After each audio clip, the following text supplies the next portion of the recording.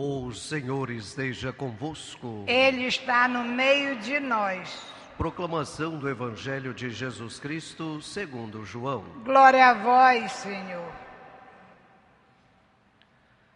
Naquele tempo, havia alguns gregos entre os que tinham subido a Jerusalém para adorar durante a festa. Aproximaram-se de Filipe, que era de Betsaida, da Galileia, e disseram: Senhor, gostaríamos de ver Jesus. Filipe combinou com André e os dois foram falar com Jesus. Jesus respondeu-lhes: Chegou a hora em que o Filho do Homem vai ser glorificado.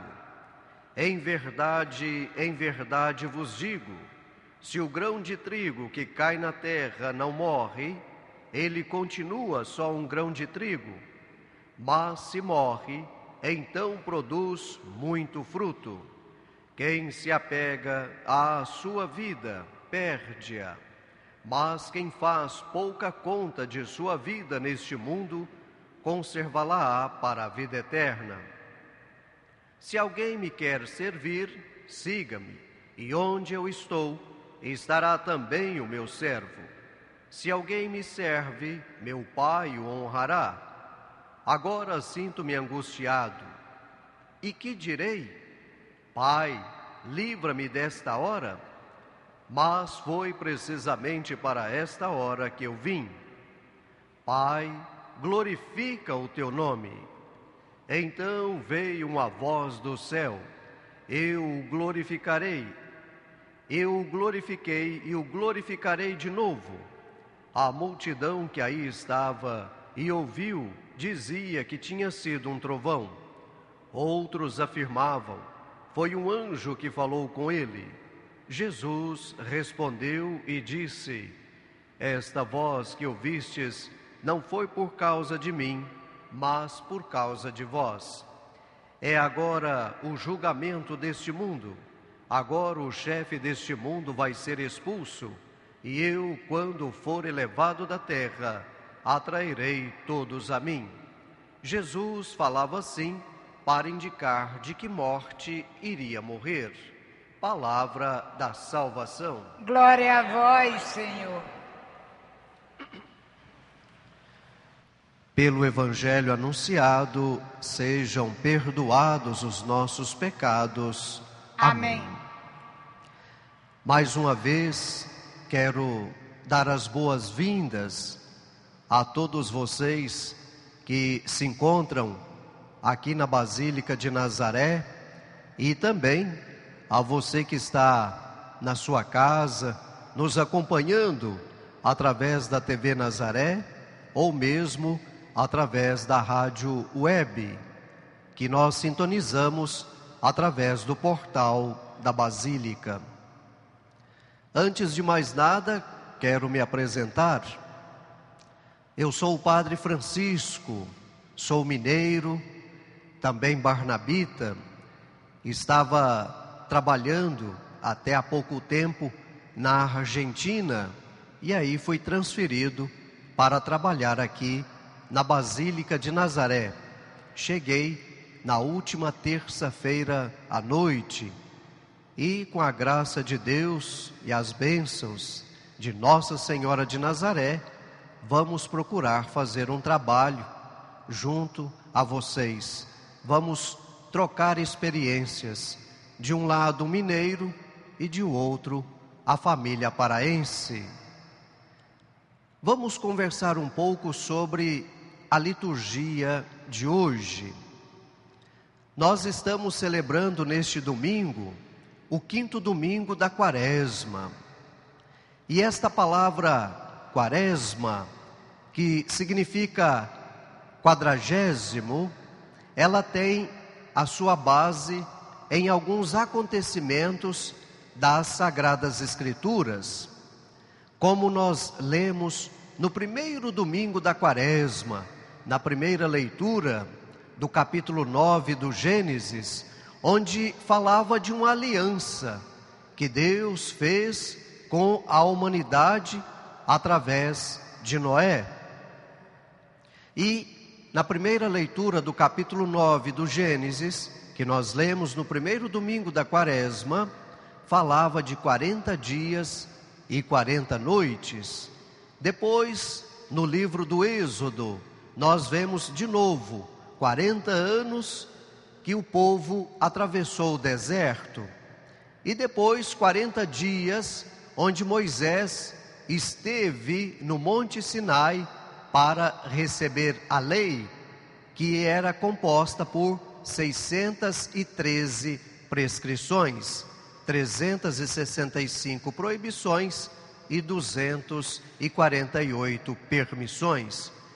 Depois, no primeiro livro dos Reis, encontramos o profeta Elias, que ficou no Monte Carmelo por 40 dias, se preparando para evangelizar o Reino do Norte.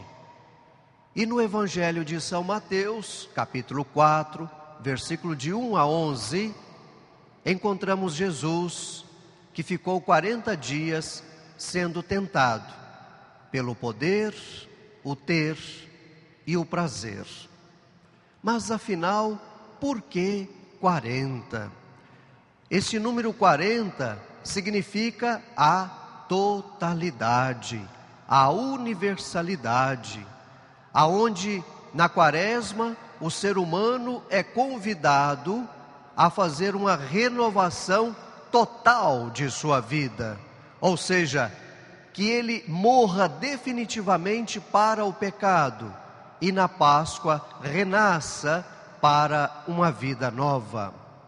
E a Quaresma também é um tempo de nos perguntarmos: como eu estou vivendo a minha aliança com Deus?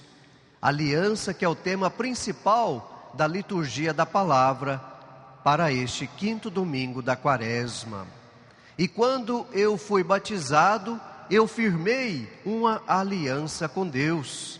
E depois, através dos outros sacramentos, esta aliança foi cada vez mais confirmada. O livro do Deuteronômio, capítulo 7, versículo 9, nos fala que Deus é fiel a esta aliança. E a pergunta que a Quaresma nos ajuda a fazer é: será que eu sou fiel à aliança que eu fiz com Deus? Palavra sacramento, que é sinônimo de aliança. Santo Agostinho, um santo do século V, ele vai definir esta palavra sacramento dizendo que sacramento é o sinal sensível da presença de Deus no meio da humanidade. Santo Agostinho, utilizando a filosofia da linguagem, ele vai dizer que o sacramento tem um significado e um significante. O significado é a parte material do sacramento, aquilo que eu posso tocar, como por exemplo a veste, a aliança, o óleo, a vela. E o significante é justamente a graça de Deus presente neste sacramento. Santo Tomás de Aquino, um santo do século XIII, ele vai classificar os sacramentos em 7 e dividindo-os em 3 categorias: a iniciação cristã, formada pelo batismo, a Eucaristia e a confirmação; os sacramentos de cura, a confissão e a unção dos enfermos; e depois os sacramentos do serviço, que é o matrimônio e a ordem. Sacramento, olhando para a realidade de nossas comunidades, vamos percebendo que as pessoas estão perdendo o verdadeiro sentido de receber o sacramento. No batismo, por exemplo, vemos as famílias se preocupadas com as formas exteriores, a fotografia, a aparência, e deixando de lado o essencial, que é a graça de Deus. O casamento, por exemplo, quantas vezes os noivos que se aproximam para receber o sacramento nem sequer fazem o sinal da cruz. Ou seja, não percebem a importância de se receber o sacramento, a importância da presença de Deus nesse gesto tão sublime que é a recepção dos sacramentos. E é justamente sobre isto que a primeira leitura de hoje nos chama a atenção. O profeta Jeremias, que é um profeta do final do século VII, começo do século VI, antes de Cristo, ele está chamando a atenção dos seus compatriotas sobre o esquecimento da lei de Deus. A lei de Deus que Moisés recebeu, a lei de Deus que foi fixada em tábuas de pedra. E Jeremias vai chamar a atenção deste povo, porque o exílio é iminente para eles, porque eles se esqueceram da aliança que fizeram com Deus durante a travessia do deserto, quando chegaram no Monte Sinai. Por isso que Jeremias vai falar desta nova aliança, esta aliança que agora é firmada no coração do ser humano. E quando nós fazemos esta aliança? No batismo, por exemplo, o batismo imprime em cada um de nós uma marca, um sinal indelével, ou seja, um sinal que não pode ser apagado. E aqui, esta palavra coração, ela tem um significado todo especial, porque segundo o pensamento judaico, no coração é que reside, ou seja, o coração é a sede de todos os sentimentos. E é aí que reside o nosso Deus.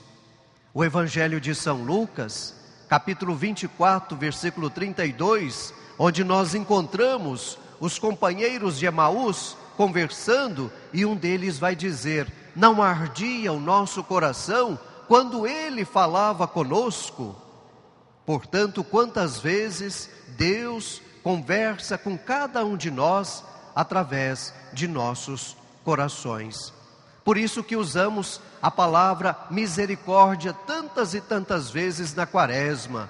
Misericórdia, porque cordis é do latim que significa coração. Misericórdia é justamente esse sentimento de arrependimento do mais profundo do sentimento de Deus, ou seja, do coração de Deus por cada um de nós. Já o Santo Evangelho de hoje, vocês perceberam que está falando de uma festa. E esta festa é a chamada Festa das Tendas, onde o povo judeu se dirigia a Jerusalém para participar da mesma. Esta festa das tendas era um agradecimento a Deus pela colheita realizada durante o ano. E também o povo judeu armavam várias tendas sobre Jerusalém para recordar a travessia do deserto. E Jesus está aí. E João coloca Jesus nesta festa justamente para mostrar que Jesus vem morar conosco, ou seja, Jesus estabelece a sua tenda entre nós. Como nós lemos no primeiro capítulo e no primeiro versículo do Evangelho de João: o Verbo se fez carne e habitou entre nós. Vemos no texto que alguns gregos querem conhecer Jesus, eles querem ver Jesus e vão procurar Filipe e Andrés. Esses dois nomes, Filipe e Andrés, nos mostra que a cultura helênica era muito forte naquela época, porque esses dois nomes são gregos, como também o nome Betsaida, que significa lugar de pesca, porque Filipe e André vão se tornar pescadores de homens, por isso que os gregos vão se dirigir a eles. Ou seja, aqui nós vemos, através do evangelista São João, a missionariedade dos primeiros discípulos de Jesus, aqueles que vão levar os outros a conhecê-lo. E o fato dos gregos procurar Jesus mostra que o seguimento de Jesus não tem fronteiras, ele é aberto para todos aqueles que têm o coração aberto, para todos aqueles que querem colocar em prática definitivamente em sua vida a aliança que fizeram com Deus no dia do seu batismo. Fala também nesse evangelho de hoje, além da missionariedade, da importância de Cristo Jesus como semente, a semente que morre e que renasce para dar frutos. Por isso que o evangelho vai falar da hora, e esta hora é a hora da morte de Jesus. Jesus é esta semente que vai morrer, mas vai ressuscitar e vai trazer a vida, vida em abundância para cada um de nós. O evangelho de hoje é um convite para nos perguntar, como filhos e filhas de Deus, como batizado que sou, eu estou vivendo a minha missionariedade? Eu estou anunciando a palavra de Deus? Porque no dia do meu batismo, eu também me tornei um missionário por excelência. Me tornei um profeta, um rei e um sacerdote.